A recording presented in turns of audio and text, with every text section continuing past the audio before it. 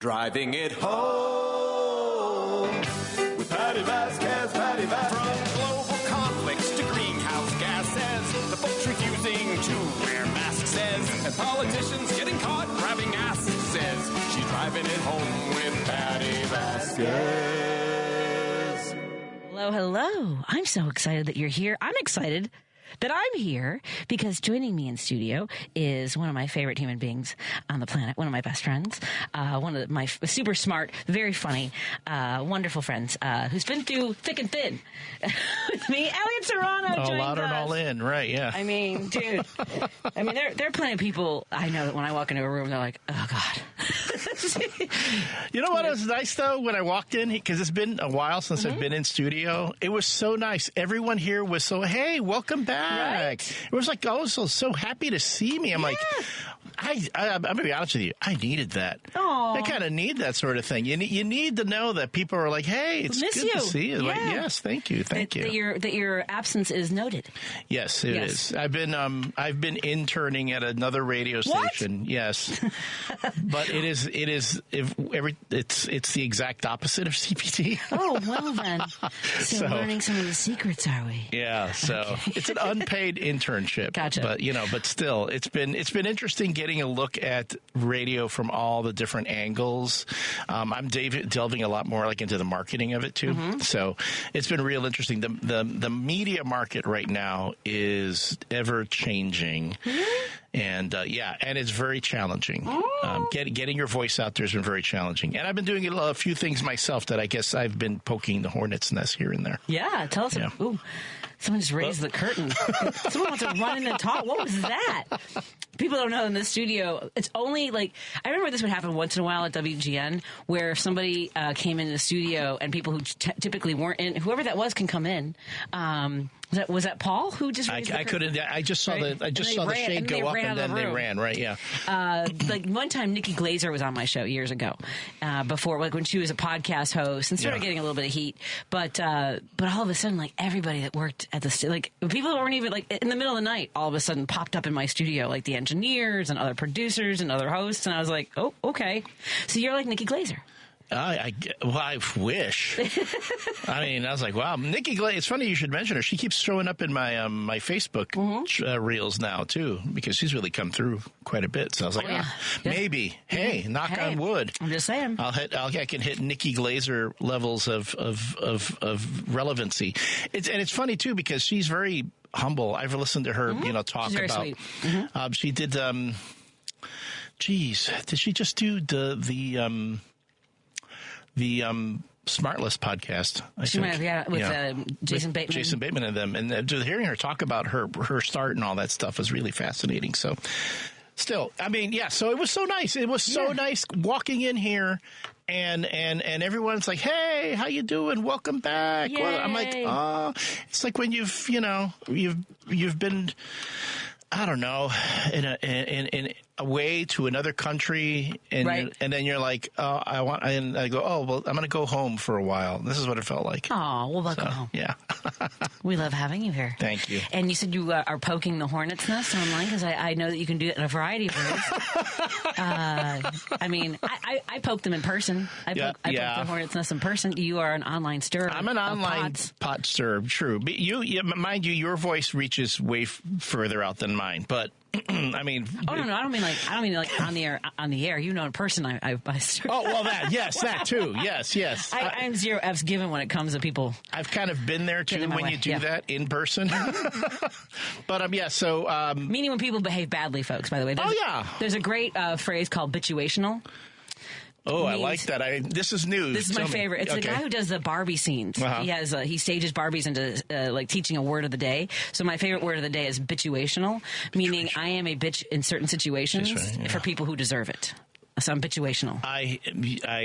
Yes, I agree.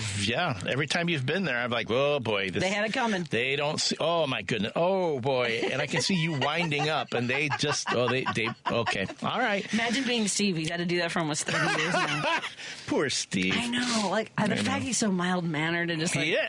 Mild-mannered. Yes. Thank you. Thank you for the segue. So, but then, so yes, you asked, well, how have I been stirring the pot or poking the hornet's nest? I mean, the new Superman teaser came out last week, and that started a whole bunch of discussion on social media about Superman. You have all these negative Nellies out there who are complaining about Krypto, which, I'm sorry, I've been waiting for Krypto in a Superman movie for... Lady B is dancing in the producer's booth, by the way. Yeah. Right? She's like, yep. Mm-hmm. I love Krypto, did you know Krypto was going to appear in this? Yes, You did. Okay. I knew Krypto was going to be in the movie. I wasn't exactly sure that Krypto was going to appear in this teaser. Although James Gunn did say, like, one of the very first images he released of Superman from the new Superman is of Superman and Krypto, which is based on his dog, who he got from an animal shelter, is a rescue. Okay, and he's talking about the inspiration was. I'm going to give him credit. He talked about he got this dog from a rescue. It was an incredible challenge. This dog was by no means like, a heavenly, wonderful pup the first time in. They had a lot of behavior issues they were dealing with. Okay. And he said, like for a good year they were dealing with this. To which I'm there going, James Gunn, at this point, dude, if you have the patience to deal with a dog that's chewing everything up, having behavior issues and all that, you are a saint of a man. And then he went, wow. What if Superman's had a dog that was like my dog? But everyone says Krypto is like this great dog to have. Loyal but loyal and everything. Strong, but what if obviously. What if Krypto had behavior issues? Yeah, look out.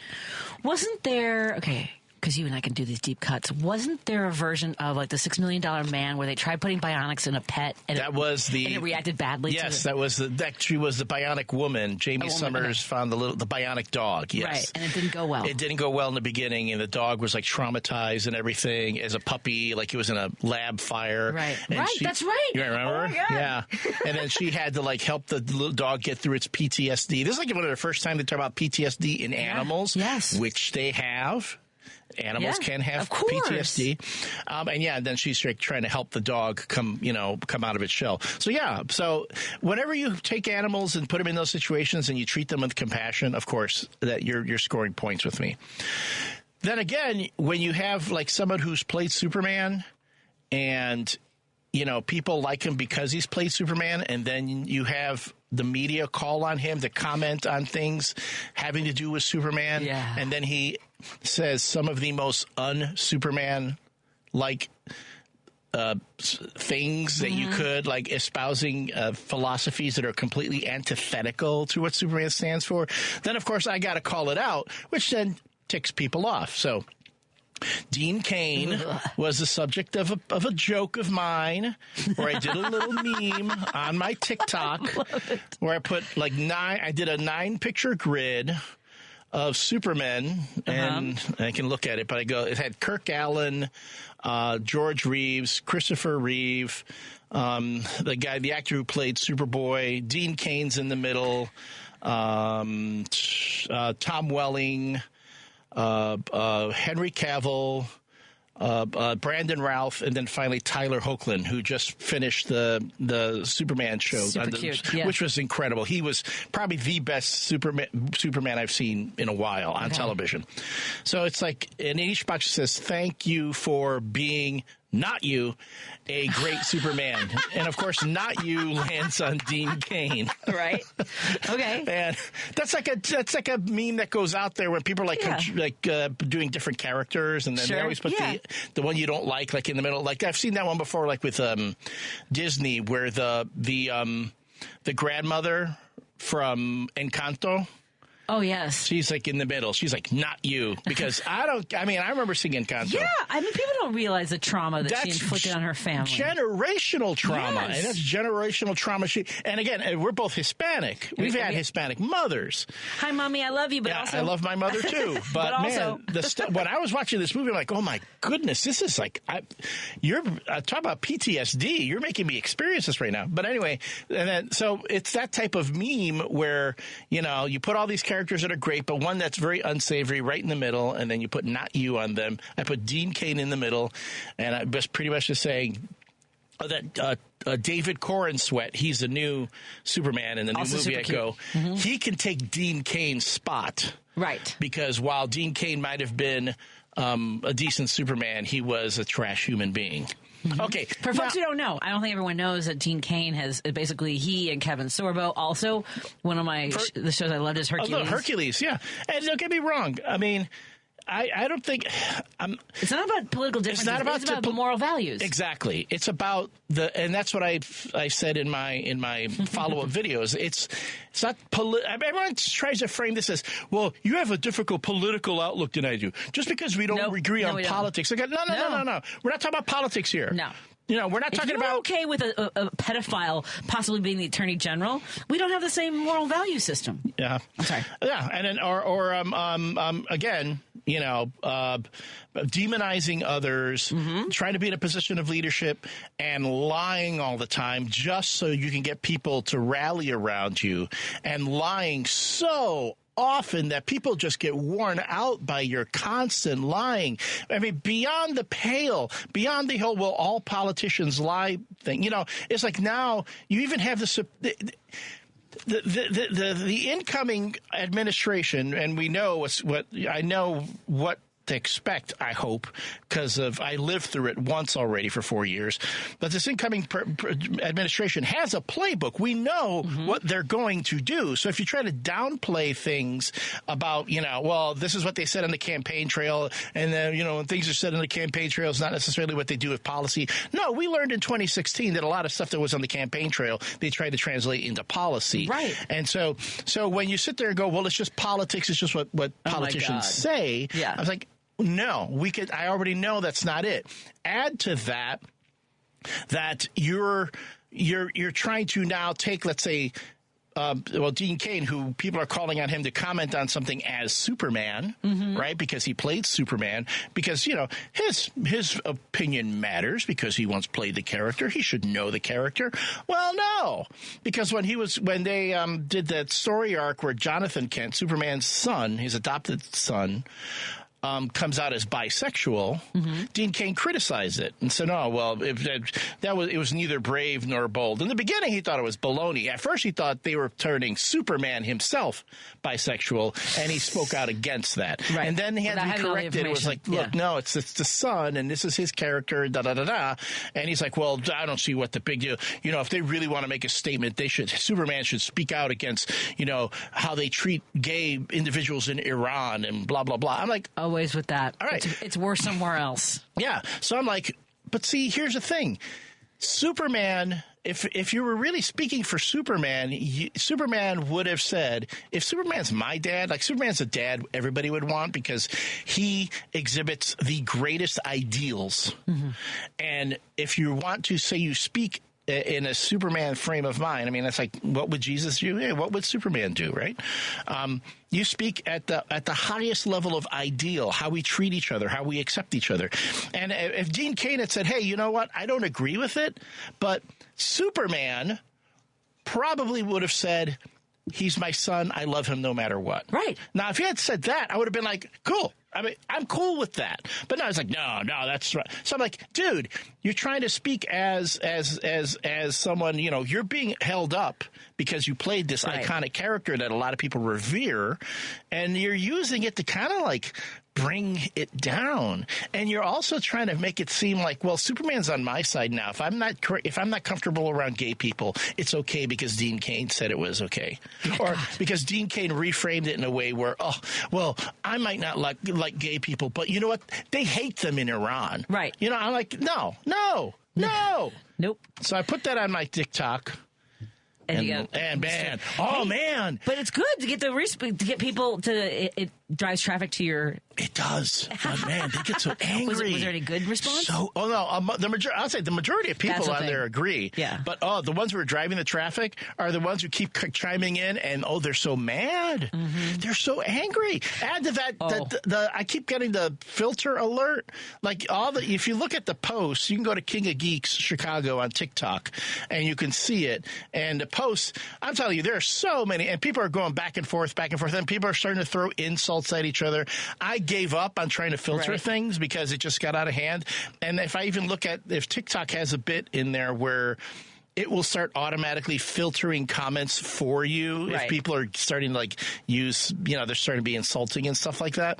And when I would look at it, I'm going, oh my goodness.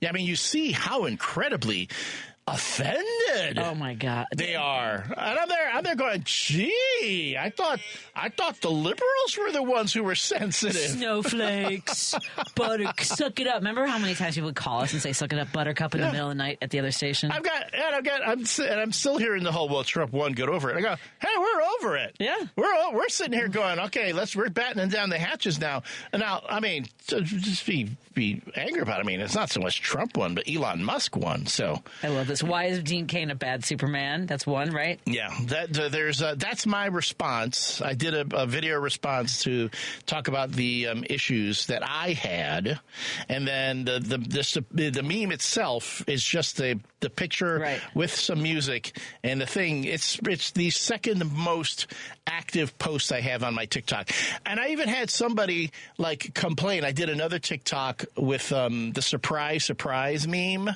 where with Trump saying he can he's already admitted he doesn't think he can bring grocery prices down. Yeah. He's already said, it's going to be hard to do.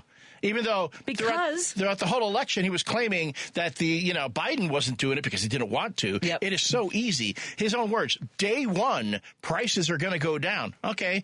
When he says he can't do it, I did the surprise bit. That one also got pretty popular. Someone commented, well, you're just doing that to make people angry and get engagement. They lied to you, and you fell for it. I know. And I'm sitting there going, okay, dude, look at my page and look at all the other stuff that has nothing to do with politics and stuff that is actually quite entertaining. I do video. I do funny memes having nothing to do with politics. Right. I do comic book videos, all that stuff. Dog videos. My dog is on there. I did a bunch of stuff with, turning my dog into a Christmas toy. That you would think. But it doesn't get the engagement that people getting kind of getting a little bit, they're getting their, I hate to use this term because it is somewhat sexist, but they're getting their panties in a bunch because they're, they feel like they're being poked at. Yep. So, yeah, I mean, again, I'm sorry, but you can't, Superman would not have voted for Trump. Mm-mm. I mean, Superman probably could he vote? Clark Kent probably could. Did Clark become a citizen? Clark Kent probably could have, because while he is an American citizen, I mean, he has some I guess someone at the Justice League, maybe it was Batman, did a great job falsifying his documents. See, now I would maybe he's DACA. I mean, he would qualify as DACA when you think about it. Fair. Another group that we want to kick out of the country. Uh-huh. And that I remember when I did that meme where it was Clark Kent and Superman, both the Christopher Reeve portrayals. The meme said, journalist, illegal immigrant, enemy of the American people. Yep. And I put that out there, and oh my goodness! First, that one went viral on Twitter. I remember people were using it, not giving you credit. I remember that. No, you don't get credit for memes. I know, but I mean, to me, my reward came when George Takei shared it. Mark Hamill shared it, and yes, the tweet of God shared it. So that to me is the holy trinity right there. There's an account called Tweets of God. Tweets of God, yeah. That was got a tremendous following. Yeah. But when you have Star Wars, Star Trek, and God sharing one of your memes, I don't need payment there. But the people got angry at me, going, Superman wasn't an illegal alien. He went through. I mean, no, he's illegal. He didn't go through the system. He didn't. He would have been he was an anchor baby, if anything. Oh no, he was a dreamer. Okay, that's what he was. Sure. Like, okay. Well, wait, that's right. We're trying to get rid of them now. We're trying to get rid of them too. And then someone says, "Oh, well, look at you liberals, always trying to use, fictional characters to make your point about things." Wait a minute. And then I was like, didn't we use Jack Bauer from 24 to justify torture, back after 9/11? Yes. I remember having that argument with guests of yours on your old show. That came up in my Facebook memories, actually. Did it really? Dr. Daniela. Oh, my Remember? God. She was interesting guest. A very attractive woman. She shamed some of our listeners. But she was, very straight. I'm like, She went off on the whole thing about, but going the whole thing about torture, this, that, and you go, well, on 24, I go, Dr. Daniela, you realize that's a fictional show. That's not a documentary. Yep. But that was, so then when I had conservatives, or I'm not even calling these folks real conservatives now, they're out there. They're rhinos, to be honest. They're chinos. Right-wing extremists. Something. So when they're coming back into saying, they say, well, liberals do this and liberals do that, I'm like, okay, fine. Maybe they do. But, geez, you're not doing much different yourself. Well, Donald Trump, Joe Biden does this, Joe Biden does that. Okay, fine. Maybe he does. How is your guy better then? Tell me how your point of view is better. Tell me how you handle with disagreement is better. Because I'm telling you, I've been there. You guys don't handle it real well. Well, and you see how upset people are today about the commutation of death sentences. Now, people don't seem to understand how this works. He commuted. He's not releasing them.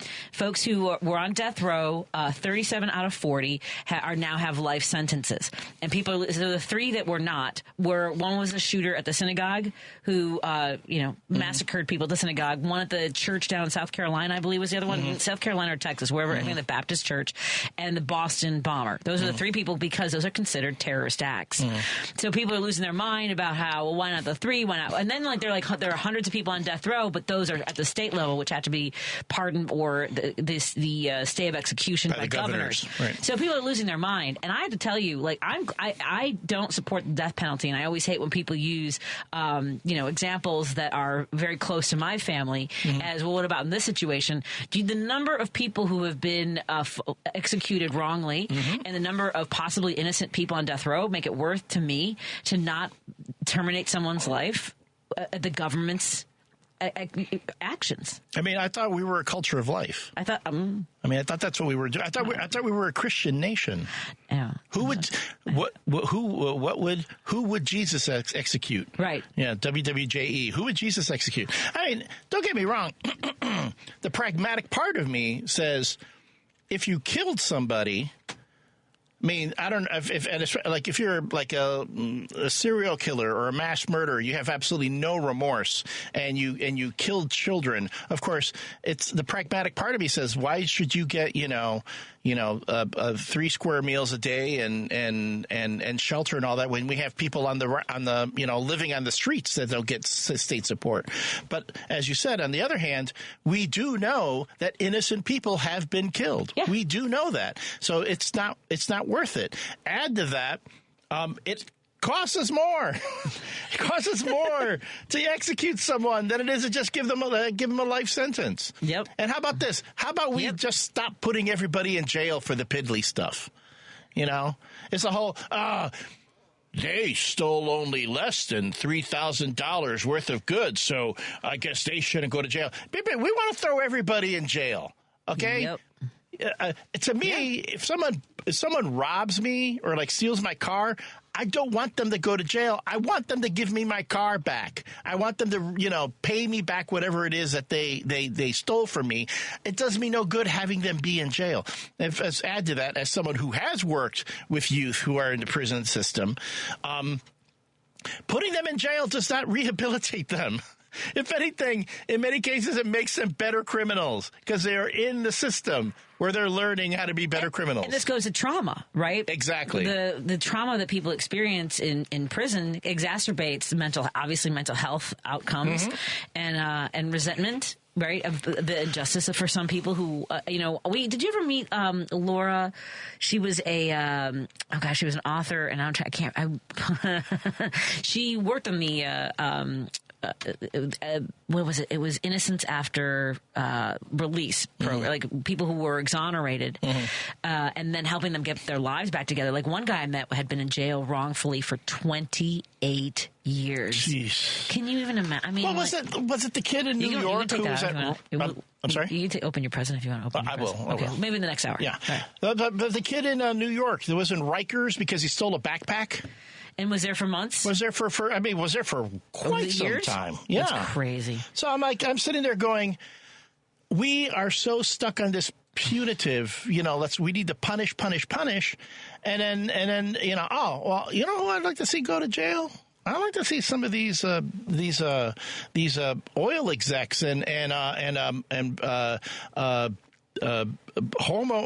these hedge fund guys who go in and pretty much rob a company of all of its assets and then puts people out of business and pretty much puts people in bankruptcy. Yep. They go in and steal pretty much, and yet we applaud them and they get their golden parachutes and all. And I'm like, but they do a lot more harm than that kid who stole a backpack. Mm-hmm. But we're not getting angry about that. That's going to be for our 6 o'clock hour. We'll talk about white collar crime. Because I actually was thinking about this and the amount. Okay, we'll talk about white collar crime and the impact it has on our economy compared to street crime, which is actually, I would say, often a result of the massive amount of wealth that's accumulated by these corporations and billionaires that takes those resources out of communities, driving them to create their own economy and causing more trauma. Yeah. So we'll talk about that. Because we have guests coming in studio. I'm very excited because we have some friends of ours that are going to be joining us in studio to talk about drivers education and training for individuals with disabilities. And I'm so glad that they reached out to me. Oh, they're running a little bit late, but we are too. So let's take a break here, and we'll come back in just a moment on WCPT 820 Heartland Signal. We're in studio with the King of Geeks, Elliott Serano. You can follow him on all the social media platforms at King of Geeks Chicago. That's on TikTok. And then if you I tell people, just Google me now. Google him I'm now. so all over the place. But stay on the first 2 pages of the search results, because stuff there are pictures of me that were taken that I'm not proud of on the last few pages. Elliott. Our friends Dennis Quintano and Cynthia Belmonte will be in studio with us in just a few moments. We'll continue our conversation. We'll open the phone lines at 6. I believe we're going to be joined by a young man who I've had the pleasure of knowing his entire life. More after this on WCPT. That's my son. My son might be coming in. I'm excited. Yay. Stephanie Miller. I've gotten more mail than I've ever gotten in my entire life. Because a lot of people have a lot to share, and they can't always make it on the phone lines, or they're nervous. And trust me, whatever you're going through, me too. All of us. Wherever you are in your timeline. Drunk, sad, scared, angry. Right there with you. Thank you for people saying they're not listening to anybody but me. I think that's a good plan. Because I'm just like, blah, blah, blah, blah. Stephanie Miller. Weekday mornings, 8 to 11 on WCPT 820. Hey, it's Patty here, reminding you that Minocqua Brewing Company's progressive beers like Maga Tears IPA, Biden Beer, and the LGBTQ-inspired Love Wins Fruited Sour are now available at Chicagoland locations like Armanetti Wine and Spirits in Woodstock, Beer Shop in Oak Park, McLean Liquors in South Elgin, Beer on Central in Evanston, and My Buddies, a pride-friendly bar on Clark in Chicago. Don't forget to drink and vote responsibly. Patti Vasquez is taking your calls now at 773-763-9278. Driving it home with Patti Vasquez now on WCPT 820. Thank you so much for joining us as we continue to drive it home on this Christmas Eve. I saw a post by Mark Hamill saying for those who celebrate, I don't know if is there a celebration that I should know about? Elliott? Festivus. Festivus for the rest of us. The rest of us. Today is Festivus. Yes. This is when George Costanza? You're with your family, gather around the Festivus pole. Although I'm already doing my bit now. I am airing my grievances. This is the airing of grievances. Okay. So this was my airing of grievances. So you can air your grievances too. This is that time where we all air our grievances. How much time do we have? I mean, let's be honest. I was trying to write a joke about how, people do like the 12 steps of recovery and they go and they apologize to people. I have a list of people that need to apologize to me. It's a very long list. What? That's all. Here's another bit I'm working on. Maybe you can help me with my writing. I realized recently that I respond to every compliment like I was asked a question. Oh, yeah. I really like that dress. Oh, it was $12.99 at TJ Maxx. Oh, always. I'm always like, oh, this old thing. Oh, you have really nice skin. Well, it's genetic. I never say thank you. Yep. I never say thank you. I'm trying to learn. Anyway, those are my 2 bits I'm working on. I get that for the new year. I have a show coming up with Dwayne Kennedy on January 9th at the Rosemont Zanies. So I'll be opening for Dwayne, and then that Saturday night on the 11th, I'll be headlining at Babs in Forest Park, which is a fantastic club. I'm so excited about it. Forest Park's a nice area too. Oh my God. I used to work out that way. There. Can we? I don't know if I can afford it anymore. I don't mean either. They turned into like a very Oak Parkish. I was going to say, it's Oak Park adjacent. It's it's really cool over there. But Babs is a Latina-owned comedy club. She basically built the club. She and her husband flip houses. Wow. So she renovated this really beautiful space, and I'm absolutely obsessed with it. I'm so excited. So that's January 11th. I'll be headlining with Las Locas, and on January 9th, I'll be opening for Dwayne Kennedy at Zanies in Rosemont. Hopefully trying out some. It's going to be a good show. Well, come see me. Come see us. I know a person to help us get tickets. Okay. Not me anymore. It's Dwayne. I'm just not pursuing it the way I used. There came a point where when they stopped asking, right? And it's partly because of the dynamics changing with social media, TikTokers being the ones they go after. I'm like, I don't miss it. It's funny too that I know you have a caller waiting, but it's like it has turned into a particular level. Melissa Villaseñor, from Saturday Night Live? She's from Saturday Night Live. She's not on Saturday Night Live anymore, and I'm there going. Her new stand-up act is she's just putting it up for free on YouTube. Okay, and they're going. You were on Saturday Night Live. Why don't you have a Netflix special? So, there's a weird thing out there. Like, they pick up, then... Well, they're oversaturating it again. Yes. This happened when I started doing stand-up comedy in the 90s, because Comedy Central came out. They had Evening at the Improv. VH1 had stand-up Spotlight. It was oversaturated, right? So then there's sort of this... weird dynamic that's happening right now where, one, because of TikTok videos and the way a lot of comics don't want to eat up their material, they do crowd work. Oh, the crowd work, so that's what goes viral. Then you have people in the audiences who are talking. It's been very challenging. And you see what I like to do the most, which is like when we did the Beverly Arts Center, that performance of like, you know what you're coming for, like Lipstick Mom or sometimes Mommy Swears. I do have an idea for a show, and I'm trying to figure out how to promote it and produce it, and I'll tell you about that off the air. All right. And then I'll share it with people. Should be fun. I've seen your shows. Your shows are great. Thank you. I mean, again, it's beyond me why you don't have like multiple Netflix specials. I don't. You and me both about each other's like careers and like what we're capable of, and like just what I don't. That's that thing. Just to catch something happens there. I mean, don't get me wrong. I do not begrudge like Nate Bargatze. Who I think is a great comedian. But okay, let's hear some more. I'd like to see more female comedians. I know. I'd like to see more women comedians. I would like people to see more. Okay, let me take one more call, and then we're going to get our guest in here. Let me just get Jim on before we bring in our guest. Hey, Jim, what's on your mind, my friend? Merry Christmas, Patty, and all your subjects. May they have a Merry Christmas this year. And I was talking about sexual violence. It's rampant. They had a case in Dublin, Ohio, where 115 women sued the federal government for being tortured sexually by their guards. Mm-hmm. And you have a case in France where the guy got his jollies off by taping his wife being raped by at least anybody within earshot for 10 years. You have two people down in Texas that are millionaires that have been drugging people regularly to have sex. You have more people drugging people to have sex. It's just incredible. But anyway, what kills me is I recall one night, Betty, I was drugged at a hillbilly joint about 6 o'clock at night. I was shooting pool, and I pulled out a wad of cash, right? And apparently they were after it, so I went to shoot one beer. I went to shoot pool. I rolled off the pool table, woke up, and it was a Friday night at 6 o'clock. Woke up at 3:30 in the afternoon in the back of the bar in my car. Wow! With leaves all over me. The window was open. It was an autumn day. Jeez. My point being, but there's nothing G's about it. What's really poignant about it is when you drug somebody, Patty, you don't know what their physical condition is. Right, they might have a heart arrhythmia.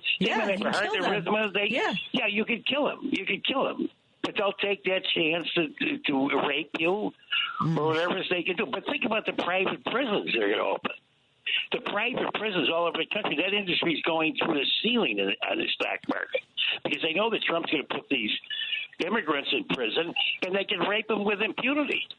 Right. And we have no recourse at a Christmas, going on Christmas. Can you believe this? In the United States of America. Yep. Incredible. Just absolutely, not even incredible. It's just, I don't know what's happened to the world, but it is going down in a hurry. Yep. Anyway, have a Merry Christmas. See where you catch there. Thank you. Wow, that was a lot. That was uplifting. I wasn't sure what to expect, but to carry into the holiday with me. We'll have to cover. Let's bring our guests in studio. Just we'll take a break here, and when we come back, we're going to talk about my wonderful community of parents, caregivers, family members who love somebody with a intellectual or physical disability. Because Dennis and Cynthia are going to talk to us about certifying people for making sure that people can get behind the wheel. Evaluation and training. They're certified to do that. I love it. More after this on WCPT 820 Heartland Signal in studio with guest co-host Elliott Serano. You're listening to WCPT 820 because facts matter.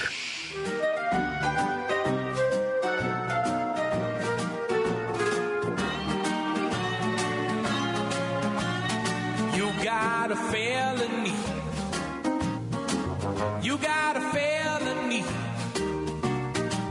Man, your road looks rough ahead, gonna be miles and miles away from your bed. The judge's words repeating in your head, boy, you got a felony. Yeah, you got a felony.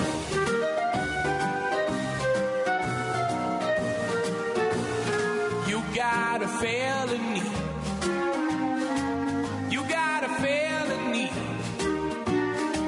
Got in trouble, man, you screwed. There isn't anything that they can do for you. You'll be in jail and see your sentence through, 'cause you got a felony. Yeah, you got a felony. Thank you so much for joining us as we continue our drive home. And this is a perfect segment for driving at home. We are thrilled, along with Elliott Serano, my guest co-host today, we're thrilled to welcome Cynthia Belmonte and Dennis Centeno.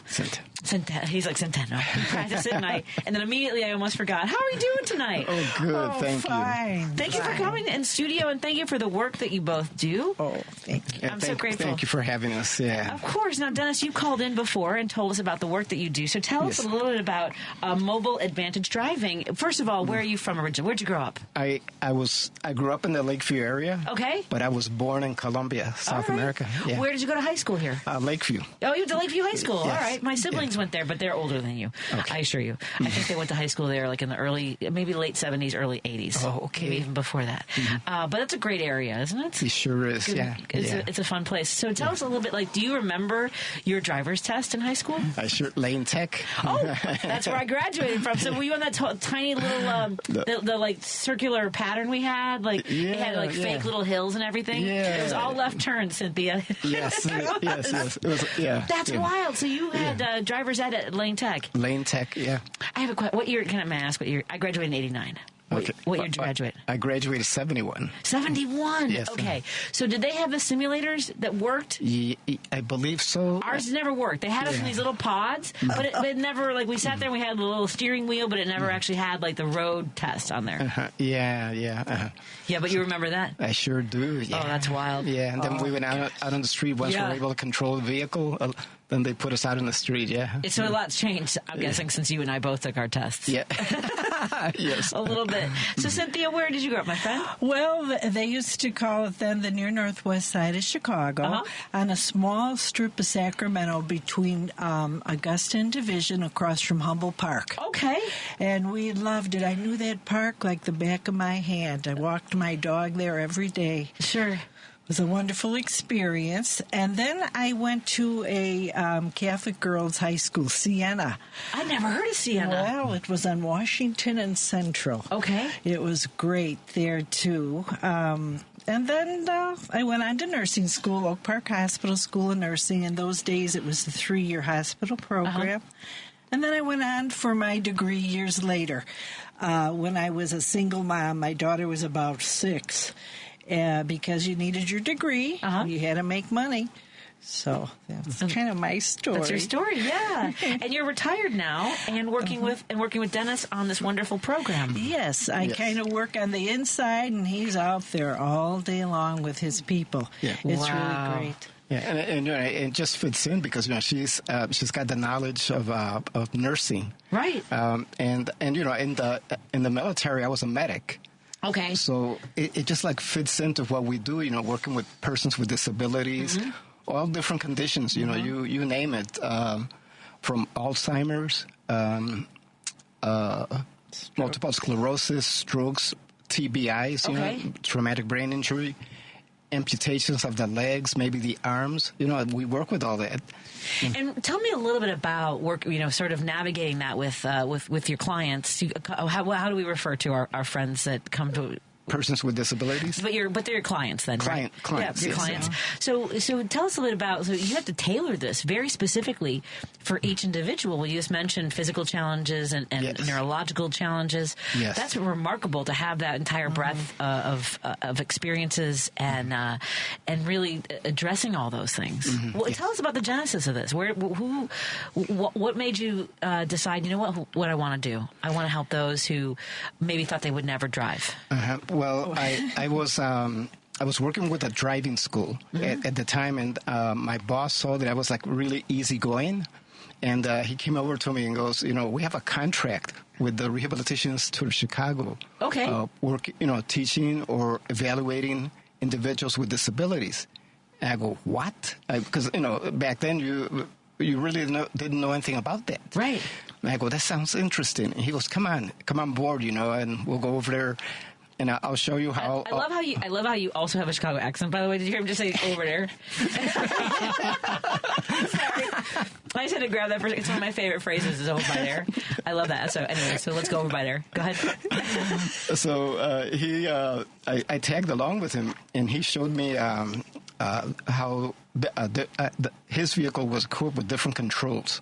Right. Like hand controls for individuals that couldn't use their legs anymore, or left foot gas pedal for the amputees of the right leg. And I go, this is interesting. And he goes, it gets even more interesting when you have to deal with, Alzheimer's patients or individuals with head injuries. Right. Okay. And I go, okay. And he goes, but you're going to have to go to conferences and talk with doctors, get all that knowledge from them, too, of how it affects a driver. I go, okay. Yeah. So here I am, 30 years later. Whoa! Yeah. And he's That's been doing incredible. that. Yeah. And guess how we met? How did you meet? He was my driving instructor. What?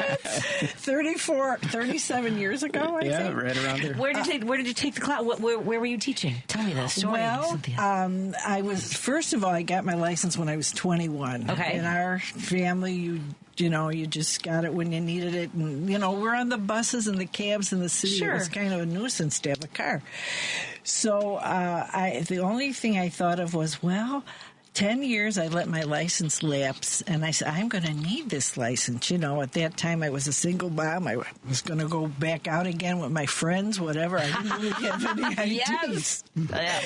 So I called the school that taught me when I was 21. They actually came to my nursing school, would pick me up, and we'd go.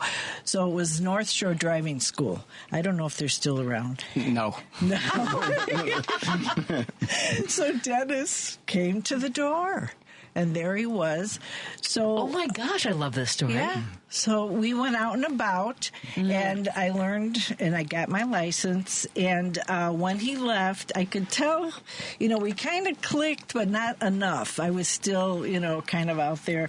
So he gave me his number. He says, if you don't do any practice for, just call me. And he says, we could go back out.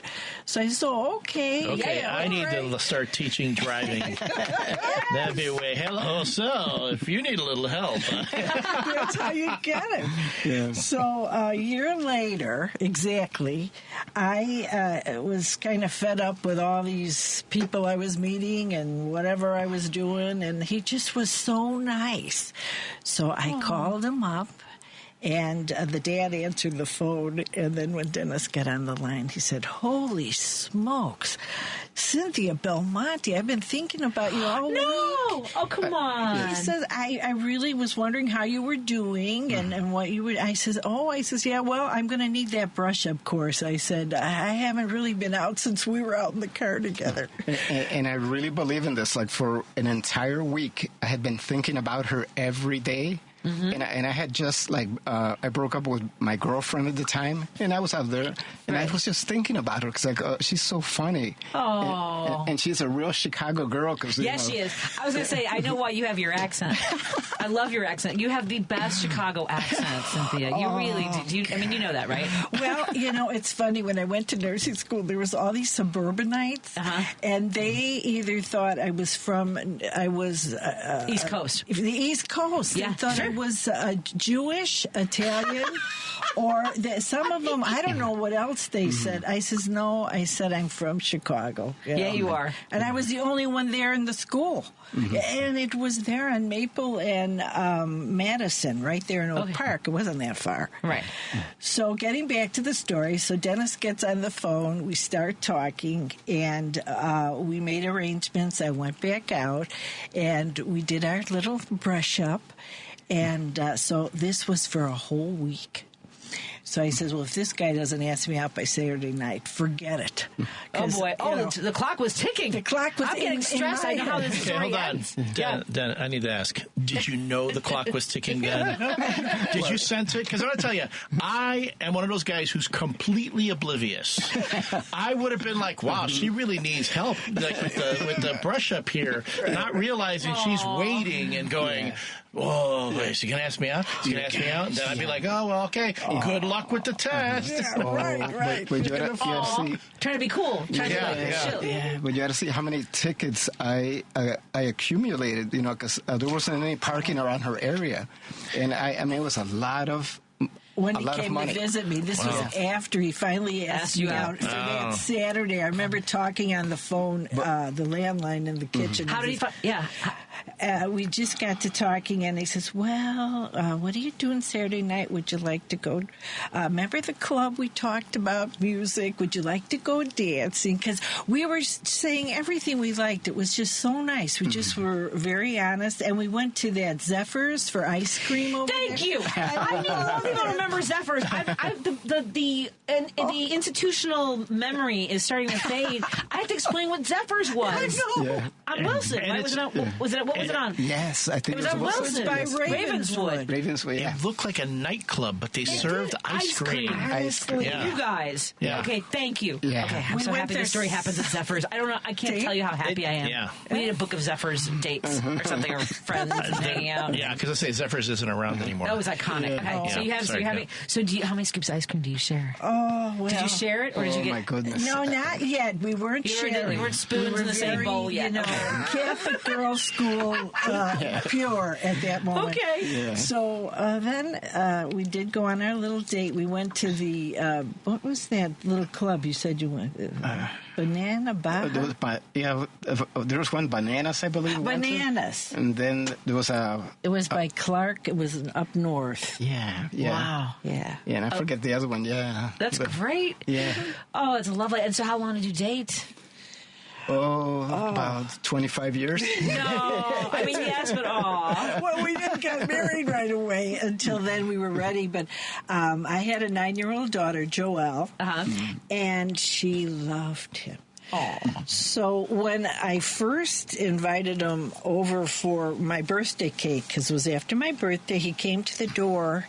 Oh, this was before we even went out driving. And I hadn't seen him for a year. He looked so different, because you don't remember everything. And then he met my daughter. They were doing kung fu or something in the living room while I was making coffee. Yeah. And the rest is kind of and honestly, back then the kids kind of got my nerves. But really, I never heard that one before. You didn't know this? Oh my God! We're getting secrets. We have breaking news. Don't mess things up now, man. Don't mess things up now. No. But the thing is, when I first met Joelle, she was so open. Yeah. And I was practicing kung fu. in the evenings, and I just showed her some moves and whatever, and she would go right at it, and then show me what she would know. And she was just so open with me. I go, kids aren't so bad. She's not bad. Can I tell you, as a mother of 2 children, though, I will say this: I don't like a lot of kids. I'm right there with you. So what I'm saying is, when it's yours, you'll do everything. Yeah. So it sounds like that chemistry extended from you clicking with Cynthia to clicking with Joelle. Yes. Right? I love it. Who knew it was getting such a fantastic story? I feel like this deserves like a standing ovation. This story. Hold on a second.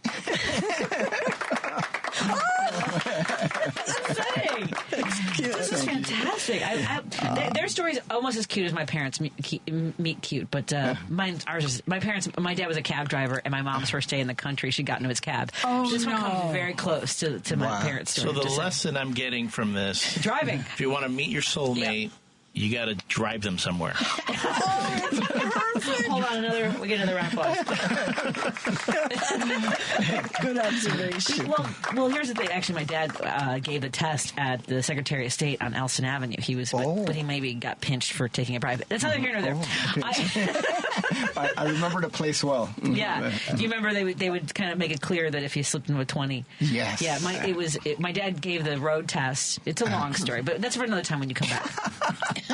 But at any rate, so you're nursing, you're caring for a lot. Now you worked at Oak Park Hospital, you said, or well, that's was where you studied. I went to, yes, and my first position was at University of Illinois Hospital. Well, at the time that was called Illinois Research and Education Hospital. It wasn't even called university, and it was in this old building, like 15 floors. And I said, my school was so small that Oak Park that I needed a good big hospital for experience.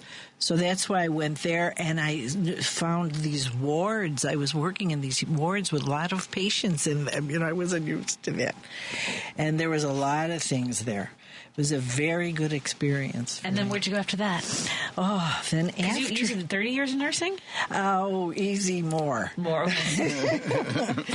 And, after that, I followed my heart again. I met someone there at University of Illinois, and I moved to St. Cloud, Minnesota, and I was a nurse there for a while. Now we're having a long-distance relationship? What happened here? Yeah, well, I knew that I wasn't going to have a long-distance relationship because it's best to get to know the person. Sure. So I moved with his family, actually, there in St. Cloud. My mother... I'm sorry. No, that wasn't me. Oh, it wasn't him. That wasn't me. That was someone else. My timeline's all messed up. This is getting convoluted here, and I'm like, my man here is getting pushed out of the picture. I know.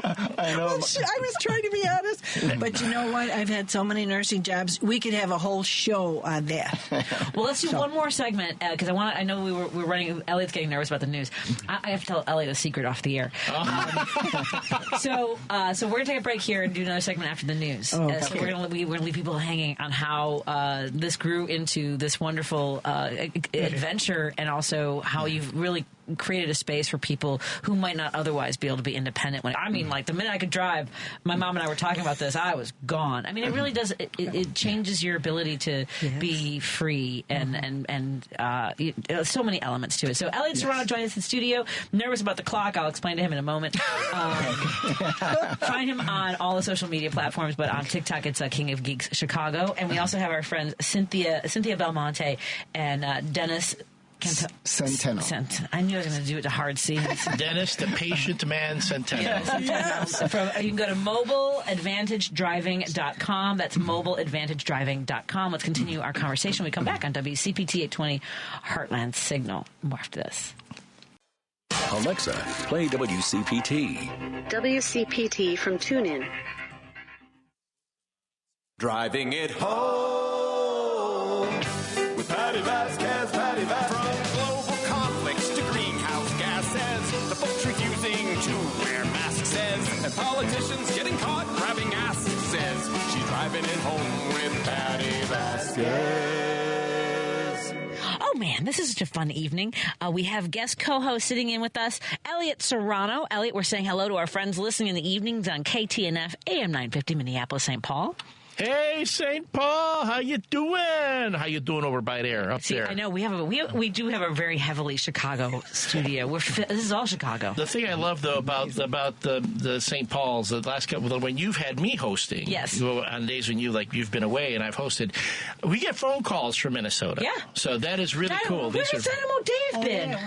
I haven't heard from Dynamo Dave. Dynamo Dave, that's your cue to give us a call. Dynamo Dave, yes. I haven't heard from him in months. Elliott, right, Lady B? Where you heard from him? Dynamo, if you're out there. Other shows? Okay, so Paging Dynamo Dave. He's just not calling me anymore. Paging Dynamo Dave. Fine. Wait, I think if you say his name 3 times, he appears magically. Paging Dynamo Dave, we'll see. And of course, listening here on WCPT 820 Heartland Signal in Chicago. You can go to heartlandsignal.com. In the event that your signal is starting to get a little bit weaker, we also are live streaming on YouTube and on Facebook as well. And I'm getting tips on how to pick up women from my man here. I'm saying that is...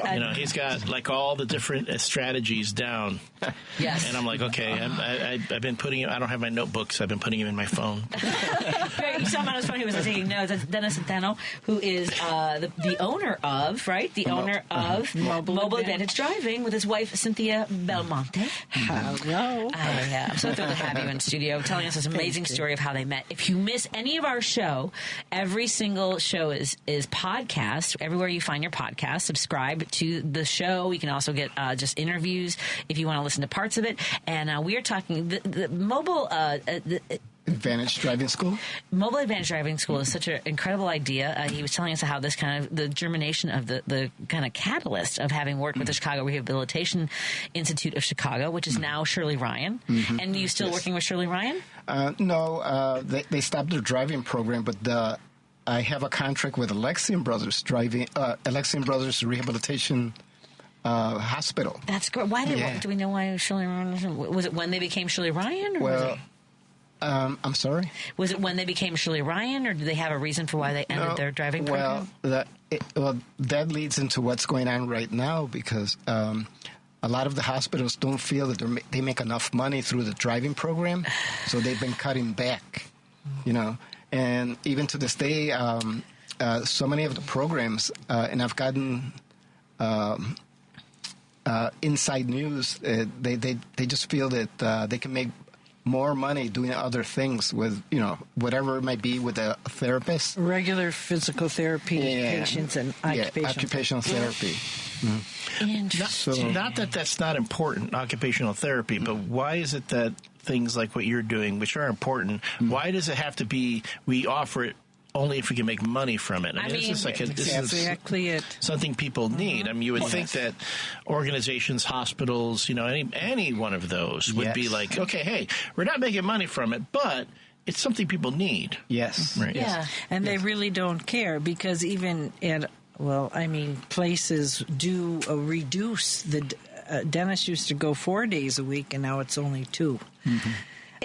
Do we know if there are any states that have legislation where programs like that, or there needs to be access to a program like that you provide? I'm gonna have to do. I'm gonna do some research. I doubt that because I think we'd be a lot busier.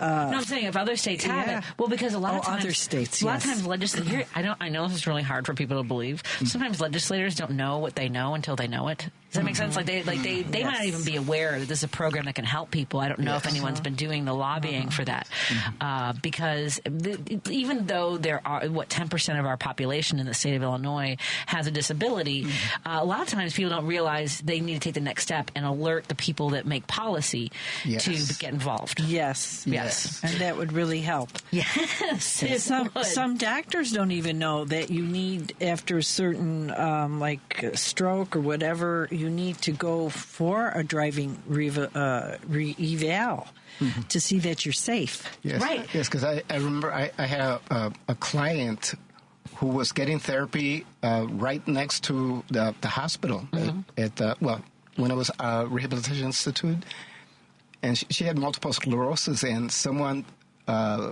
turned her on to us, and we were right next door to her. And she goes, I didn't even know. I didn't even know you guys had this program.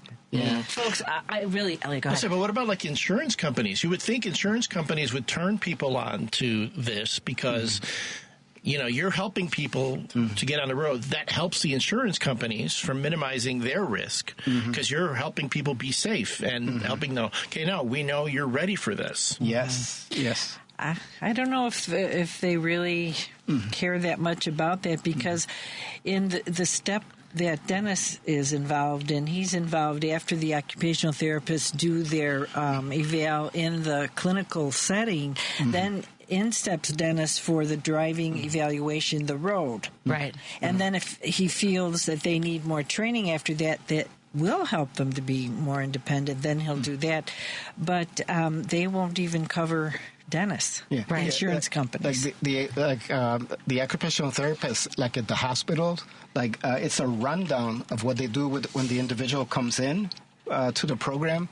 They'll test them cognitively, the reactions. Right. Well, you have to know the rules of the road, of course, and they'll ask them safety questions. It's a gamut of things, and then after they do the testing there, they fill me in on how the individual did, and then I'm ready to take them out on the road, and I'm aware of all the things that I have to be looking out for, If they pass with the occupational therapist, I mean, if they are ready. It says here. So most insurance companies don't cover the cost of a disabled driving test. However, most insurance policies will cover the clinical portion of a driving evaluation if it's conducted by an occupational therapist, which assesses a person's visions, perception. I just want to know why we're not doing this in the state of Illinois. Yes, because it's a good idea. Because it's something that would make sense, because it's progressive. Yes, and so many individuals that have gone through the program, and they find out now that they're closing so many of the driving programs. I mean, they can't believe it. They go, this is the last step for me to get back out there, where I can go look for a job or continue with my job where they were going to let me go. And I go, yes. And I argue that point to everyone, And you mentioned being a veteran, so I think that what we need to do is talk to Representative Stephanie Kifowit, who is a Marine. So she's a representative out the state, like St. Charles area, out in that community. But she's a regular on the show and a friend of the show, and she's very invested in issues for the population that has disabilities, as well, of course, veterans. So that might be a way to if the best I can do is at least find a way for people to be aware of it. Right? It's you said that people don't even know you exist. So to that, first of all, two things. You need to come back, and we have to do a whole hour. Okay. And so we can talk, because I do disability segments on the show, as you probably know. Yes. So let's do that. And then the other thing is tell people how they can, tell their family members or how they can get an appointment with you to get their driving evaluation done. Well, I'll leave it to my beautiful wife here. She has the phone number now. Yes. Well, I take care of the phone, and when they call in, there's a lot of different questions, because you really have to know what's going on with them, their diagnosis. Sure. And you have to put them at ease, because a lot of times they just say, well, my left foot is numb and I need to do hand controls. But then I have to dig deep. Well, why is your left foot numb? There is a disease that's involved there. I mean, being a nurse, I know that. They might have neuropathy. Exactly. Right? But why? And a lot of times it could be because they have diabetes. Right. Well, we have to know all those things, because when he gets someone in the car, they're a diabetic, he's had instances where they just kind of blank out. And all because of their blood sugar. So we're talking about, again, the entire medical range: epilepsy, MS, cerebral palsy, folks who have been injured, strokes, Alzheimer's. I'm absolutely fascinated. I'm all in. Yes. And I also think, a lot of folks, as they get older, start to get a little bit, hesitant in their driving too. Do you have a lot of elderly clients as well? Yeah. Yes. Well, even if there's no diagnosis of Alzheimer's, there's also sometimes memory issues. And I would love to. I want to talk so much more about this. So can we bring you in for an hour one day? Oh, absolutely. I'm so thrilled. I can't thank you enough for the inspiration to do this, the commitment and passion you have to do this. Again, I want to let folks know. First of all, what's the phone number again for folks to call in case I can't email? 312-502-8928, Mobile Advantage Driving School. And we do most of the business on the phone. I mean, we have to have a driving school to be licensed by the state of Illinois. Right. But that's where we're that much at. they require, but not much else apparently. Yeah. and when an individual is going to go through the rehab driving program, they need a doctor's order, like a prescription, and that gets the ball rolling. Exactly. And if they want the full gamut of testing at the hospital where they test their vision, cognitive, and that, that gets it going where they'll be going through the occupational therapy, and then I'll take them out driving. Or if they come to our school, they need a doctor's order, and then they could call the number Cynthia just gave them. Okay. Excellent. And again, mobileadvantagedriving.com. That's mobileadvantagedriving.com. I can't thank you, Dennis Centeno and Cynthia Belmonte. It's been a pleasure having you in studio. This was so much. This is really your personal story. And again, as I mentioned, the work that you do is so dear to my heart and my community. I wish you the most wonderful of holidays. Thank you. And can I give it like a quick shout out to a couple of the occupational therapists that I've worked with. One is Vicky McKenna, and it's unfortunate that they she was the best of the best, but they because they were cutting back on so much, they cut her out. They eliminated her position, and she is beyond the best therapist I've ever known, really. And also, I'm working with Melissa, who's also excellent. Yeah, they're so good. That's it. Alexian Brothers Drivers Rehab, where he's contracted to. Excellent. Well, Alexian Brothers, we're watching you. We're watching the state of Illinois, too. I want to make some phone calls and see if we can get some, and see if we can make a path forward. I mean, I don't know what's out there, but again, as I Google it, I mean, like Shirley Ryan just gives you a list of resources rather than, as you mentioned, not providing that program anymore, and that's disappointing to know. I have my thoughts on that, too. Thank you both so much. I look forward to welcoming you back in the studio again. Thank you for the cookies. That was not necessary. My thighs are not as grateful as my heart is. Just so I'd say that. Thank you so much, my friends. Have a wonderful holiday, and we'll see you again in the new year. Okay, thank you. Thank you, Dennis. Thank you, Cynthia. Okay. Let's take a break here. We're going to check in with Warren Preiss. Is in Budapest, I think, somewhere in the world, Elliott. He's traveling in Budapest. Budapest, yeah. Let's see what happens. More in a moment on WCPT 820, Heartland Signal, and KTNF AM 950 Minneapolis, St. Paul. We're so happy you're here. Chicago's Progressive Talk, WCPT 820, where facts matter.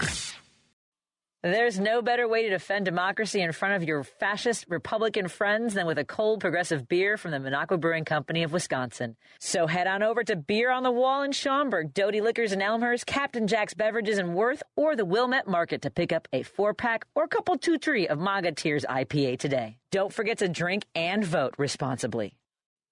You're listening to Driving It Home with Patti Vasquez on WCPT 820.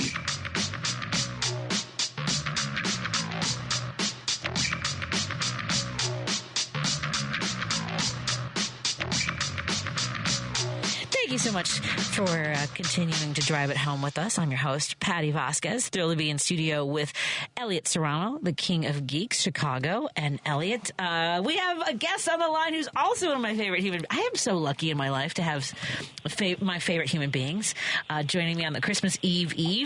Warren Preiss, where in the world are you tonight, my friend? Right now, I am in Salzburg, Austria. Oh, you're Tomorrow in Austria. I leave for Budapest.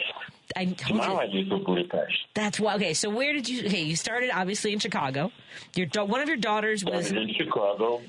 One of your daughters is studying in not Amsterdam. Was it Amsterdam? No. She's actually not studying. She's an au pair in The Hague, in the Netherlands.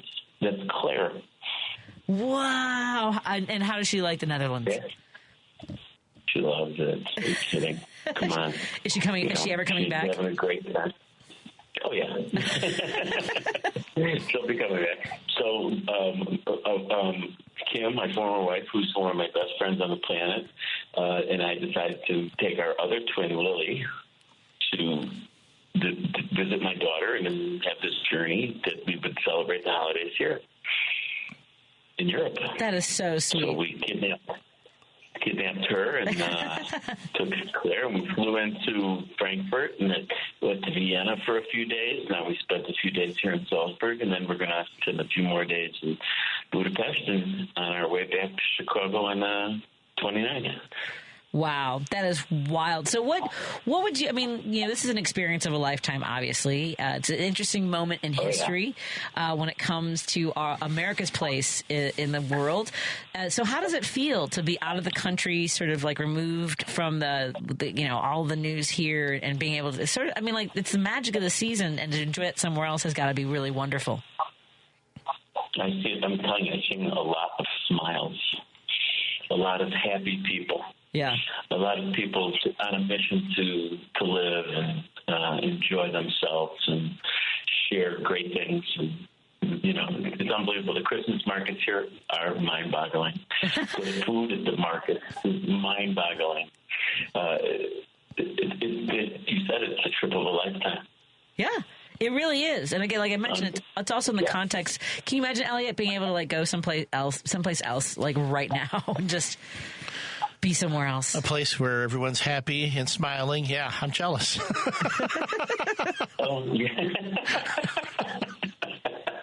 It's interesting. I'll say that's America.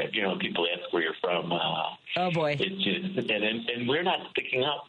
We don't stick out like a sore thumb. Right. Not at all. As a matter of fact, Lily came in after she was wandering around yesterday and said that someone tagged her for a local. Oh wow! See, that's always nice. Yeah, they walked right up to her, started speaking, their language, and she smiled and says, "No hablar español." No hablar. I don't. Elliott, are you fluent in Spanish? I don't know what she said. She said, "I don't speak Spanish." She says, "No hablar." No hablo español. Yeah. Do you speak Spanish fluently? Yes. Elliott? Oh, no. Once I get comfortable, yes, I can speak. If you talk to me in Spanish, I understand it great. Sometimes responding takes me a bit. Talk to me in Italian, I also pick up most of it because Italian and Spanish are so closely related to each other. Exactly. I remember I used to date this gal. Very true. Yeah, this gal who was, her mom was very Sicilian. And I think she didn't approve of me that much, so she started saying stuff to my then girlfriend at the time in Sicilian. Boy. And I went, I understood what you just said. She goes, you Puerto Ricans. Wow. Now, you speak other languages, Warren?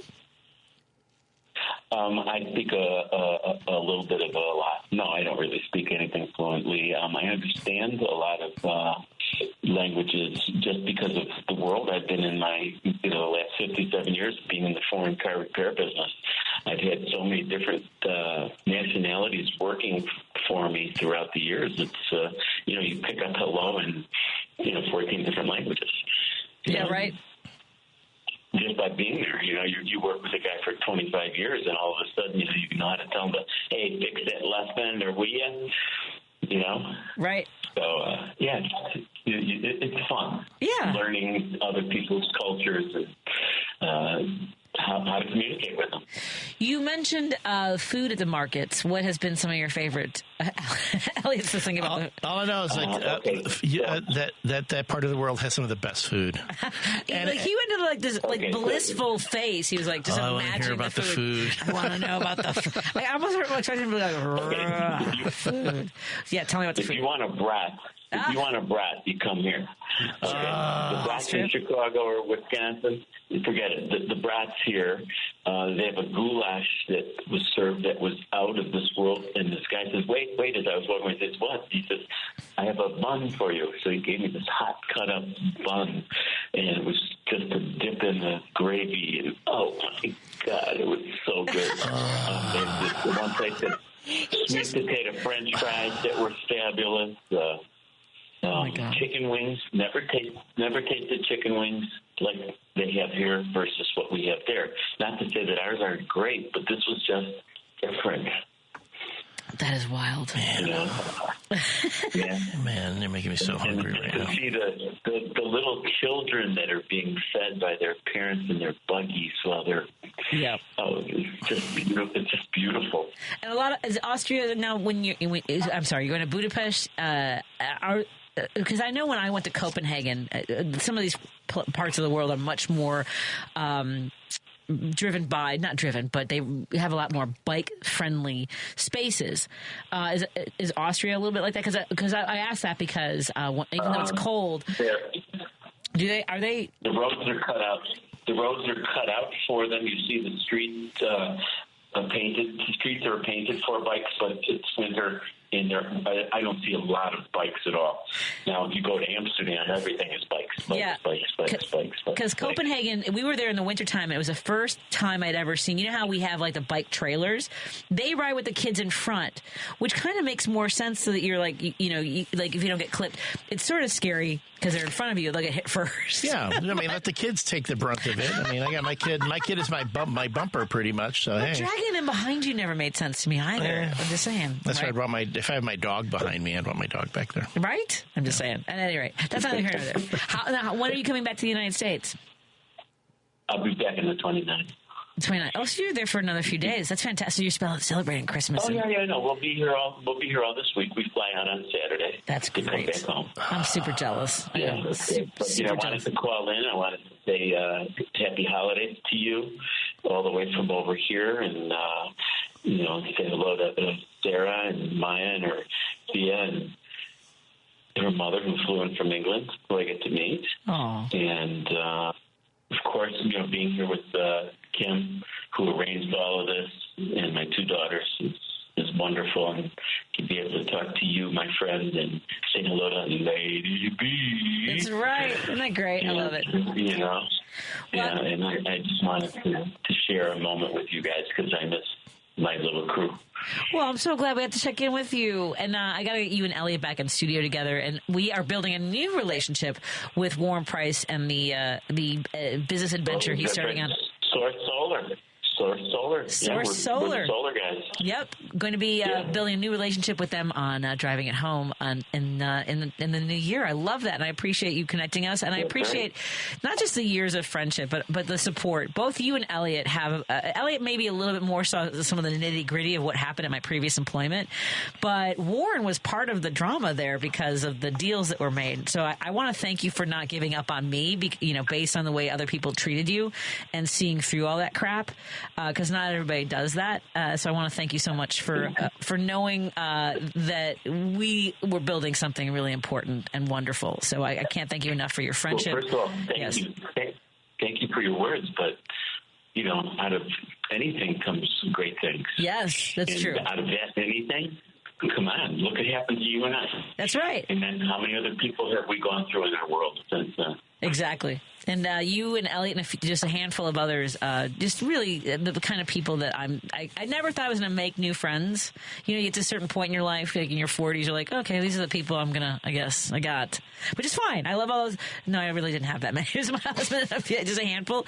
And somehow I got just incredible people like you and Adam Selzer, Esmeralda Leon, as I mentioned, Elliott. Just wonderful people to spend time with. My friend Heather. I'm really lucky. I've got enough friends.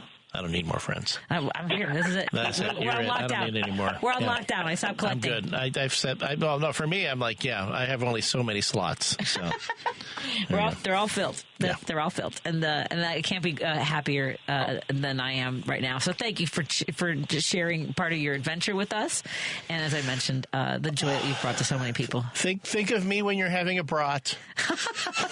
Elliott, I'll tell you what. Tomorrow I'll tip a little vodka and lime for you. Oh, nice. Oh, you're killing me. Killing me, Smalls. Yeah, I'm not going to ask what they serve at the bar. I'm just going to ask for vodka and the rocks that they bring. If Elliott's game, I might be able to convince him to go out for one after the show because there's a young man coming in who's actually old enough to now have a drink with us. Oh, he can drink. Yeah. Griffin's coming in shortly. I want to contribute to his delinquency. Griffin's coming in? Hey, yeah. Griff, how are you? He's not here yet. I didn't see Griff in a long time. I know. You got to see him. He's doing really well. And I'm so glad to hear from you. I'm glad that your daughters are having, again, the adventure of a lifetime. And we'll see you when you get back, my friend. It's Warren Preiss. Okay, God bless you guys. Love you. Happy holidays to all the WCT peeps. And as we go on, yep. Happy holidays. Happy holidays. Be safe, be well, and get back. I mean, don't be so happy there that you never come back again. Bye, Warren. That was lovely. I'm coming back. Look out, Chicago. Look out. Thank you, Warren. Bye. That was lovely. What a nice chicken. Man. I know, you're hungry for a brat now. I want a brat, but no, just not just any brat. I can take you for brat in the neighborhood? No, I want a good, but he's already got me. Okay, because I was flashing back to that time I went to Paris, and I was having the croissants and coffee and all that, and the breads and stuff. I'm telling you, the stuff in Europe, the food there is just like far and away better than the American stuff. And I remember when I was eating there, I was going, this is spoiling me to American food. I can never have this food, like an American croissant and enjoy it as much as this. So when he was talking about the brats being what they are, and then you get the bread with the gravy, I could already picture it. I was like, oh yeah, I know it's probably way better.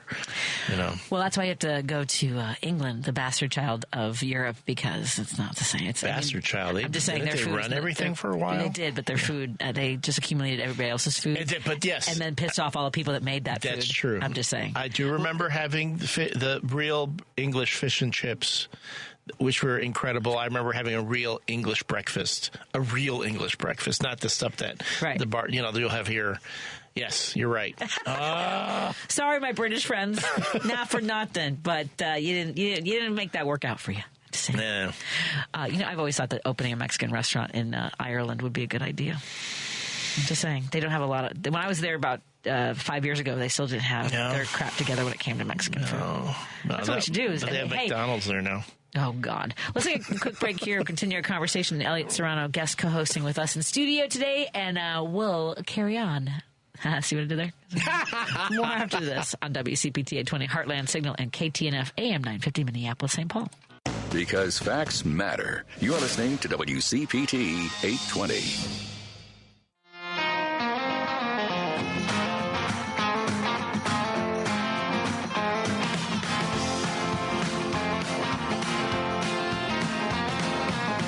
What do we do with the girl next door?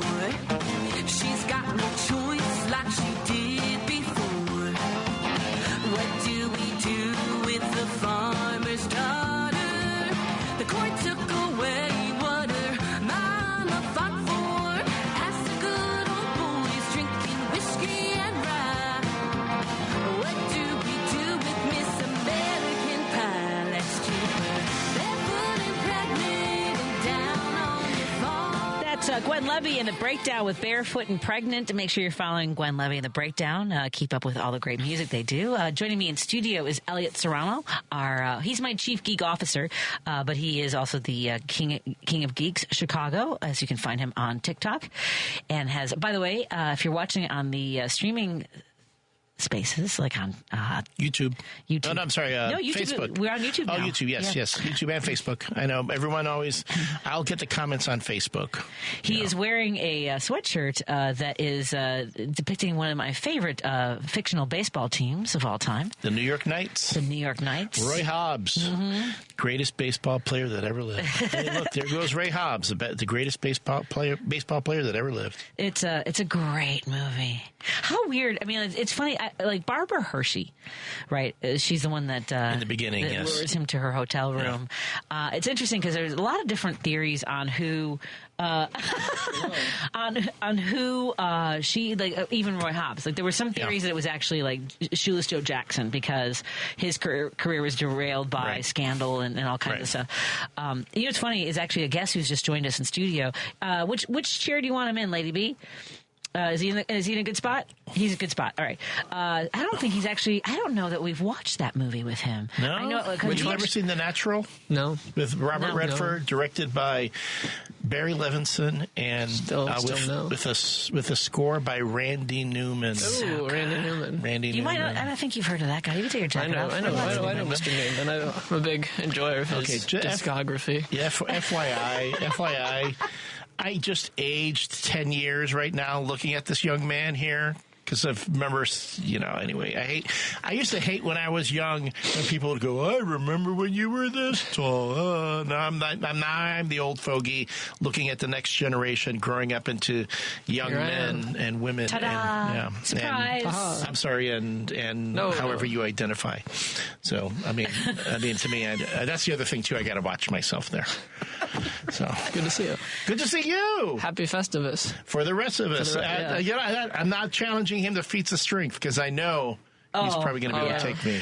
It's so funny when Griffin was younger and just starting. I would say he's probably about 12, so he had been studying martial arts for on and off for like 7 years. I remember when you were doing the karate. Yeah, I would come up behind him and I would find myself in this like weird hand lock. That's not true. That's not quite true. Kind of. I remember you showing off once. I remember you showing off once. Yeah. I'm sorry. There was definitely a time once. All right. You had me like bent into like some move, like with my body pinned. Like I don't know. Yeah. I would like to see him wrestle with. Well, you don't do any wrestling in. I don't do no.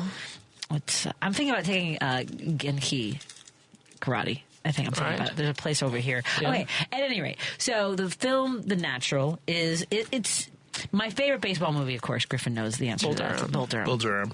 Bull Durham is real baseball. It's minor league baseball.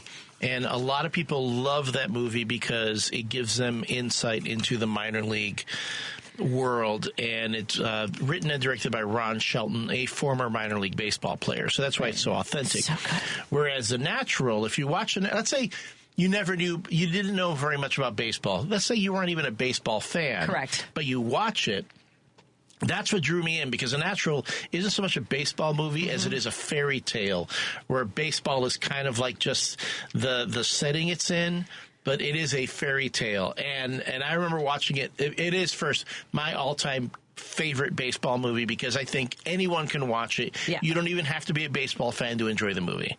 Yeah. And in another movie like this, so it's The Natural's number one. Then I'll put Bull Durham in there. Okay. And then the last one is Moneyball. Wow. So Field of Dreams doesn't even come in on that I'm list. not a big Field of Dreams fan, I understand that. I get but I know why you, yes. I get that. Not just that, but Amy Madigan. Let's go outside, you Nazi cow! Yeah. That one's good. That one's in my top, it's in my top 10. It's just not my top 5. But the thing about with Moneyball is that's another movie if you know absolutely nothing about baseball. My friend Charlie, he's one of his favorite movies is Moneyball. Yeah. He's a big baseball fan. Right. And the two reasons why, if you know nothing about baseball, you can still watch it. You would learn a lot. 2, the script was written by Aaron Sorkin. That's why you like it. One of my all-time favorite writers, right? Screenwriters. So it's Aaron Sorkin, David Mamet, and Quentin Tarantino. Yeah. Those 3. Yeah, David politically eclectic team of people. Mamet, I know, is great. It can be problematic. Same with Quentin Tarantino, who's very good, but also problematic. Sorkin isn't problematic yet. I hope he doesn't become problematic. He writes women wonderfully. That's Sorkin? Yeah. No, I'll admit he writes women terribly. I think he writes some women better than Mamet for sure. Oh no, Mamet is terrible when it comes to no, that is true. No, although Sorkin, I like CJ, and I mean a lot of CJ would become a great character after Sorkin left the West Wing, because then one who would be great, Deborah Kahn, who was in the writing team. She would become one of their better writers on the West Wing. She would later go on to create The Americans. She does The Diplomat right now on Netflix. Deborah Kahn wrote that. She would really make CJ, and if you watch it now, they elevate a lot of women to more authoritative leadership. Leadership positions. Right. They're not just in the background trying to, give the men, guys, someone to bounce off of. So, yeah. Hey, how you doing? Oh, I'm doing all right.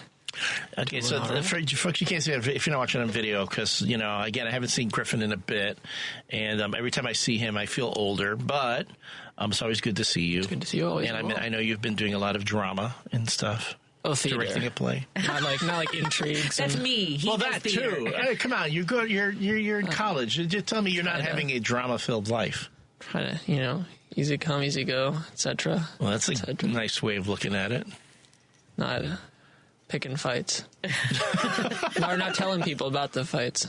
Entirely one-sided. There you go. How are you liking the holiday break so far? It's been nice. It's nice to be at home. from about nice an hour away. To have time to read, to contemplate, to... I don't know if we should talk about the amount of books that Griffin has brought home. Oh, yeah? I looked at the pile, I'm like, should I pick one of these up and read them? I'm like, I haven't even finished the 2 that I'm in the middle of. What books are you? Jesus and John Chicago Wayne. Did you finish? and Jesus and John Wayne are the 2. No, I have not That finished. sounds interesting. Huh? It sounds interesting. It is interesting. Jesus and John Wayne, about this woman I haven't read Iowa the book I got community. you for your birthday. I know, that's on my dresser. I got a lot No, of it's not. It's on the shelves. Oh, yeah. I don't even know where. I know where it is. Wow. Books, no, I'm not getting any books for Christmas. Folks, just so you know, there's a sudden calling out back and forth going on here. No, there's not. No, it's no. Everything's amicable. I'm so tired all the time. So, anyway, okay, so here's my question. I mean, you've been at the University of Chicago. Have you seen the Indiana Jones Diary yet? Man, you had one job. I know one. I ask you about that every time I see that. Every time I see you, I ask you about that. Is it actually there? I don't know. I'm asking you to find out. I could ask my. I know an It's archaeology anthropology, major. I think. The anthropology is I know an archaeology major, minor, whatever. But she's kind of crazy. Crazy? But to me, it's like still. Again, that is like that's my biggest obsession. I do know that. Yeah, so I'm just saying. And if I have time. I would think. I'm not doing any plays next quarter, so I'll have more time. Just ask: is the Indiana Jones Diary here? And if it is, can you see it? And if it is, can you either take a picture of it or just bring it to me? That's my 2025. Yeah, steal like you would. Yeah, grave robbing. Right, exactly. Come on, because that was that time. It wasn't as problematic then as it is now. I think at this point, it's upon the University of Chicago's sort of. It should be. They should create. If they haven't at this point, lean into the mythology of Indiana Jones. They behoove them. It got so much publicity. I mean, I remember the Red Eye. When I was at the Red Eye, they wrote about it. Yeah. The Tribune wrote about it. I believe the Sun-Times talked about it. They didn't know where it came from. I still don't know if they know where it came from. They thought it was maybe somebody's part of a clever way of their college application, to go to the University of Chicago. And then I remember, yes, I have spoken with faculty of the University of Chicago. I've spoken to students of the University of Chicago. They all know it. They've all heard of it. I've asked time Griffin and again. Is not. He's been there. This is his third year. From you. And I would ask, hey, can I see, when I would be on campus, can I see it? They'd be like, you know what? I don't even know where it is right now. I'll let you know next time. And then next time would never come. So that's all I'm asking for. I don't know how difficult. He thinks he thinks you're on the conspiracy. I'm not in on it. I'm not in on any conspiracy. No. No. Griffin, I asked for so little from you. So little. I mean, I'm not even asking for much. I'll see. Here's something I'll put on the air, and I've mentioned this actually a few times. That we have a friend. There's a radio host named Ben Cominos from Outside the Box in Appleton, Wisconsin, WHBY, and he was very much on the Bernie campaign, in 2016, and we've had conversations about Bernie Bros. He's not necessarily at that level. He wasn't like, I'm not voting for anybody, or I'm not, whatever, right? But he was telling, we met in August, and he was telling me his concerns about not pulling liberals farther to the left, the sort of like the being moderates, and we have to work with the system we have, and that's who I've been for a long time. I'm like, well, this is how we negotiate, and I am at the point now, Elliott, where I'm like, we need to get our crap together, because being moderate has not worked. Being, trying to play along to get along kind of crap, but, at the Durbin level, at the at a lot of them. I mean, Griffin, I want to thank you for reminding me that this isn't working for anybody anymore. I believe, what is it now? It's like 40% of the country's wealth is being we have access to only 6% of the wealth that's left.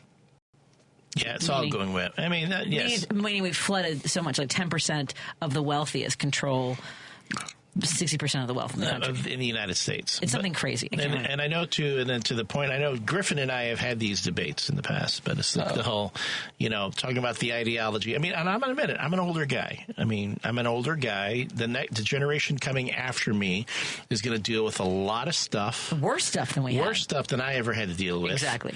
A lot of it is being put, like they talk about the boomers. I mean, I know we've been talking about the boomers, but now it's not even on the boomers anymore. No. It's after that.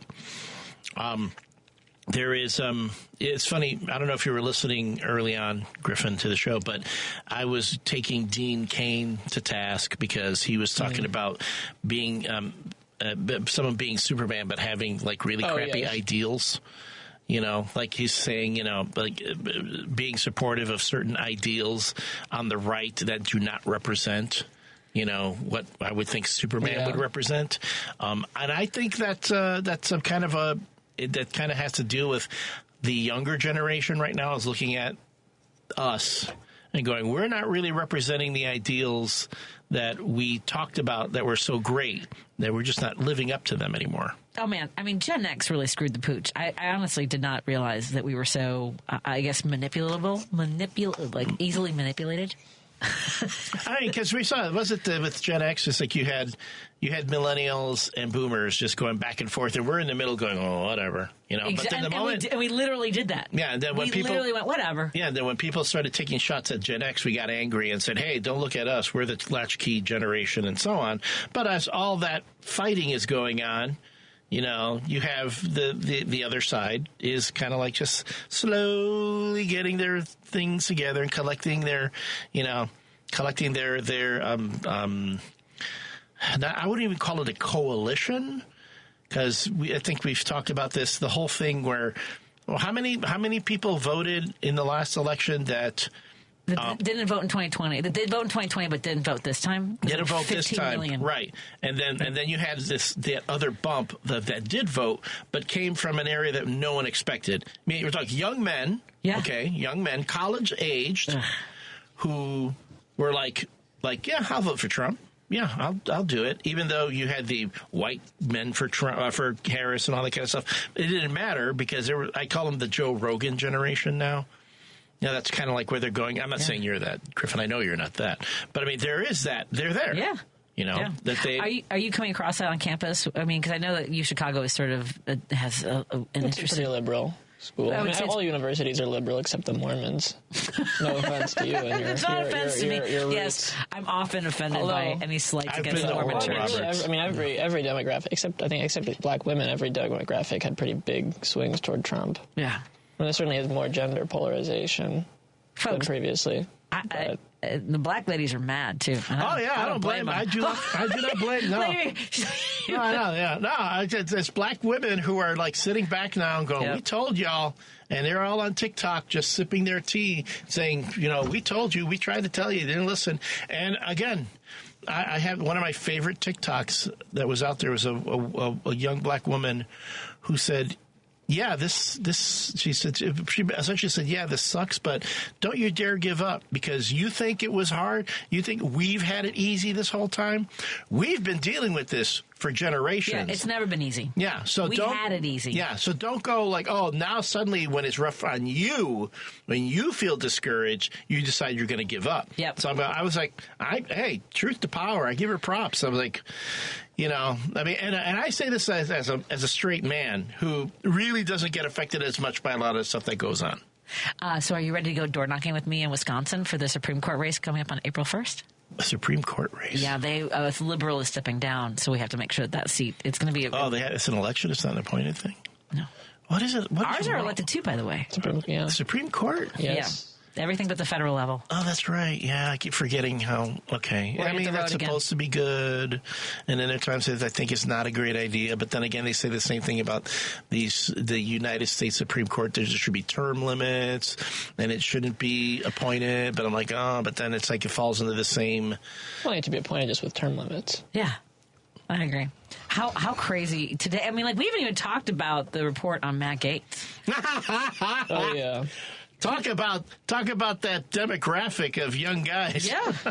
No, he's mad. He's angry now. Well, I'm mad that we have a Speaker of the House that was all gung-ho on him becoming the Attorney General, knowing what was in that friggin' report. And I almost swore, thank you, everybody, for riding along there. But, I mean, what? My outrage is done. I can't get outraged anymore. I'm just like, hey, you know what? This is what people voted for. You know what? It is what it is. And was it... FAFO. That's where we are right Fart now. Around and find out. Yeah, it's just, okay, fine. This is what you want. We're going to have 18 months of this to deal with. Yeah. I mean, everyone talks about, this reality, Trump gets 2 years at most, where he gets to be himself. Yeah, because then the midterms come, and then he's already a lame duck president. So it's a matter. Yeah. It's just a matter of, okay, what do they want to set up after him? Yeah. So it's like he won't be a lame duck president. I mean, there's a lot you can do with the executive branch. Yeah, but still, it's again for 18 months. And then once you deal, if the Republicans lose either the House or the Senate, that kind of like limits things. It doesn't make things permanent. Add to that, I don't think he's going to be very restrained by having Congress on board with things. Oh no, but I'm just saying. And the other thing too is, oh boy, can the Democrats stop pulling defeat out of the jaws of victory every chance they get? I mean, it's talking about the House leadership, the committee leaderships. There's this whole thing, my God. Where it's like, you have this younger generation, the younger generation that wants to be represented, and the Democrats are like, no, we're going to put the same folks who've kind of been making the same mistakes over and over and over again. It's like, come on, let's switch things up a bit, Yeah, that's Griffin. Yeah, well, they had some new ones. Some new people in charge of committees, but not AOC because she's too left-wing for the... Apparently Pelosi got involved to block AOC being in charge of the... Which committee is it that Connolly's leading? The oversight? It was oversight, right. Yes. The Pelosi apparently got involved to lobby lawmakers against voting for her. And I thought she would have been perfect there. Yep. Yeah, well, I think the instinct is likely to be more of a retract further to the center. See, and that's what you've told. And I don't even necessarily think that it's. I would certainly like there to be more left-wing policies. I don't necessarily think that that's in and of itself better electorally. I think in some cases it is, but I think probably having a stronger message in general. Mm-hmm. I mean, you can't say that. I mean, what Trump was offering was terrible, but you certainly knew there was certainly a kind of a clear, thematic. A clear lie, as opposed to a solid truth. I mean, some of it was true. It's true in terms of what he's going to do. He's going to deport millions of people. Right. It's this sort of, grievance politics of, lashing out at, other countries, who are ripping us off by selling us goods that we need and, getting rid of all the people who do the jobs that support our economy. If you don't like them coming in. I mean, you knew what you were getting with Trump. I raised his kids in school. I know. But, I don't know. There wasn't necessarily much. I don't think most voters knew, I'll vote, Kamala Harris is who you vote for to get, this set of policies. Which, I mean, to some extent was also... I think it's something that they've kind of struggled with with both all the post-Obama candidates. I think Obama certainly had a much clearer, message and branding in 2008. And even 2012, than, Biden or Clinton did. I mean, because Biden was able to win in 2020 only by making it an election about Trump. Right. And when it wasn't about Trump in this year, when it was about, because they failed to make an election about Trump, it was about the most unpopular administration in history, the current one. Yeah. And so they lost. And on that note, everybody, I'm going to fire this last 30-second commercial, and then you can take it away, Lady B. So I'm going to say goodnight to everybody. Randy Rhodes is up next, followed by Matt McNeil on KTNF AM 950 that airs here at 9 p.m. Lady B, I love you. Happy holidays. I'll fire this last ad right for Porsche. Let's do that. Okay, bye, everybody. Have a good night. Be safe.